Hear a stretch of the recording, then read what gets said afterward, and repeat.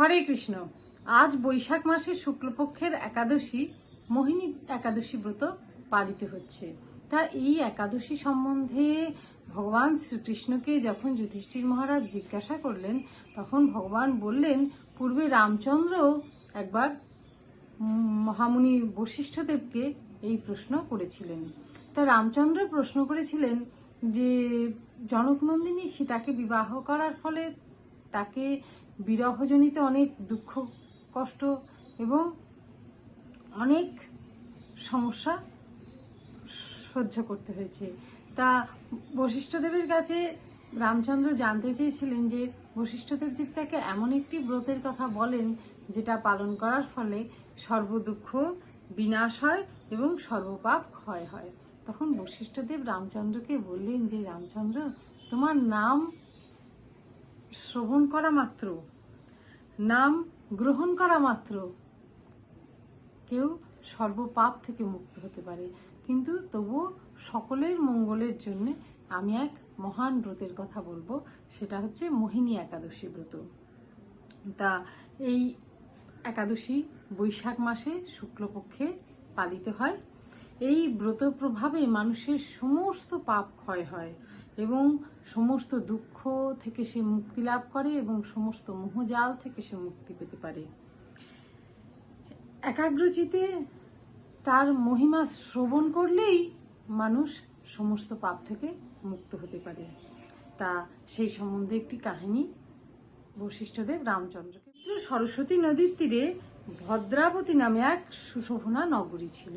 তা সেই রাজ্যের রাজা ছিল ধৃতিমান, তিনি ছিলেন চন্দ্রবংশজাত এবং সেই রাজ্যে এক বৈশ্য ছিল, তার নাম ছিল ধনপাল। তা তার 5টি পুত্র ছিল। তার পঞ্চম পুত্র ছিল অত্যন্ত দুরাচারী, তার নাম ছিল ধৃষ্টবুদ্ধি। সে সব রকমের পাপ কার্যে লিপ্ত ছিল এবং একদিন তার পিতা দেখলেও সে এক বেশ্যার গলায় হাত দিয়ে রাস্তার মাঝখানে ঘুরে বেড়াচ্ছে। তা দেখে তাকে ঘর থেকে সে তাড়িয়ে দিল। যখন তার পিতা তাকে গৃহ থেকে তাড়িয়ে দিল, তখন তার আত্মীয় স্বজন তাকে ত্যাগ করলো এবং তার কাছে কোনো অর্থ নেই দেখে বেশ্যারাও তাকে পরিত্যাগ করলো। তখন শরীরের যেটুকুনি অলংকার ছিল সেইটা বিক্রি করেই ধৃষ্টবুদ্ধির দিন চলতে লাগলো। এরপরে যখন আরো অর্থাভাব হলো, সে কি করলো, নিজের গ্রামে চুরি করতে লাগলো।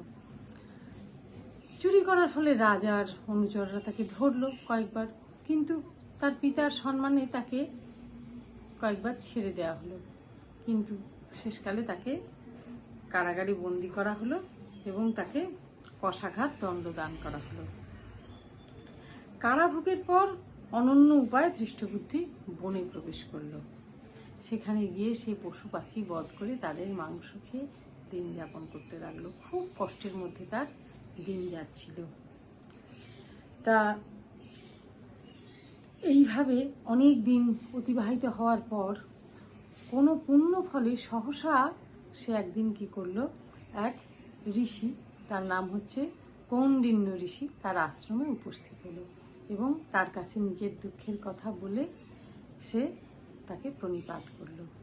তা শোকাকুল ধৃষ্টবুদ্ধি তার সম্মুখে উপস্থিত হয়ে যখন তাকে তার সব ঘটনা বলে প্রণিপাত করলো, তখন ঋষি তাকে বললেন যে এই বৈশাখ মাসের শুক্লপক্ষের একাদশী মোহিনী একাদশী ব্রত পালন করতে, কেননা এই একাদশী ব্রতের পূর্ণ প্রভাবে সমস্ত পাপ বিনাশ হতে পারে এবং ভগবানের চরণে আশ্রয় লাভ করা যায়।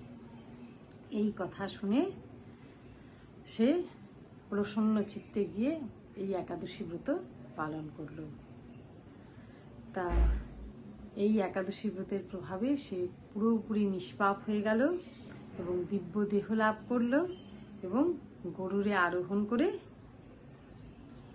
সেই বৈকুণ্ঠ ধামে ভগবানের কাছে সে চলে গেল। তা এই একাদশী ব্রতের কথা শ্রবণ করলে সহস্র গোদানের ফল লাভ হয়। আগামীকাল 5টা 6 থেকে 9টা 24-এর মধ্যে এই একাদশী ব্রতের পালন করে আমরা এই একাদশী ব্রত সমাপ্ত করব।